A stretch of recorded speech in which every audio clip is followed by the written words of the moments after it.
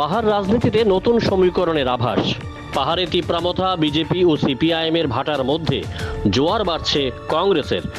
জোয়ার কতটা অঞ্চল জুড়ে আছড়ে পড়বে বা তার শক্তি কতটা হবে তা এখন বলা অসম্ভব। তবে আগামী 2রা অক্টোবর তার কিছুটা আভাস পাওয়া যাবে বলে মনে করছেন রাজনীতিকরা। আগামী 2রা অক্টোবর মহাত্মা গান্ধীর জন্মজয়ন্তী। এদিনই কংগ্রেস বড় জাল ফেলতে পারে রাজ্যের পাহাড় রাজনীতিতে। বেশ কয়েকজন জনজাতি নেতা সহ প্রায় 2000 জনজাতি ভোটারকে কংগ্রেস টেনে নিয়ে আসতে পারে নিজেদের ঝুলিতে, দাবি প্রদেশ কংগ্রেসের। পোস্ট অফিস চৌমনির সাদাবাড়ির তথ্য বলেছে রাজধানীতে হবে যোগদান সভা। তবে এই যোগদান সভার স্থান কোথায় হবে এটা এখনো নিশ্চিত করা হয়নি।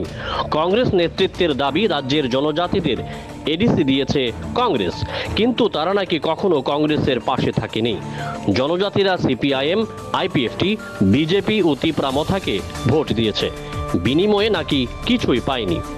তাই এবার তারা ঝুঁকবে কংগ্রেসের দিকে। পোস্ট অফিস চৌমনির নেতৃত্বের কথায় তারাও পাহাড়ে এককভাবে শক্তি সঞ্চয় করতে এতদিন ব্যর্থ ছিল। শচীন সুখময়ের জামানার পর কংগ্রেস পাহাড়ে নিজেদের মেলে ধরতে পারেনি। কখনো টিউজেএস, কখনো আইএনপিটি, আবার কখনো আইপিএফটির নির্ভর করে কংগ্রেস পাহাড়ে ডানা মেলার চেষ্টা করেছিল। এটাই কংগ্রেসের চূড়ান্ত ব্যর্থতা। একথা অকপটে স্বীকার করেছেন পোস্ট অফিস চৌমনির অভিভাবকরা। কংগ্রেস অন্দরমহলের দাবি, এই মুহূর্তে পাহাড়ে কংগ্রেসের শক্তি নেই তেমন, কিন্তু এখন পাহাড়ের মানুষ কংগ্রেসকে বিশ্বাস করতে শুরু করেছে। কারণ জনজাতিরা বুঝে গিয়েছে সিপিআইএম, বিজেপি, আইপিএফটি ও হালের তিপ্রামথা কেউই আক্ষরিক অর্থে জনজাতিদের স্বার্থে কাজ করেনি। কংগ্রেস নেতৃত্বের কথায় সামনেই লোকসভা নির্বাচন।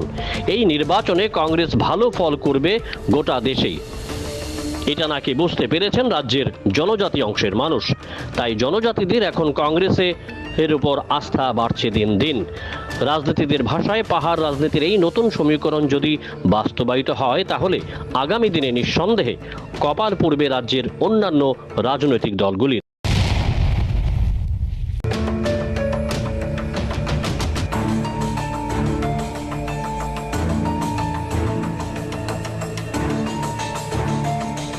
Bureau report, jam 24 news.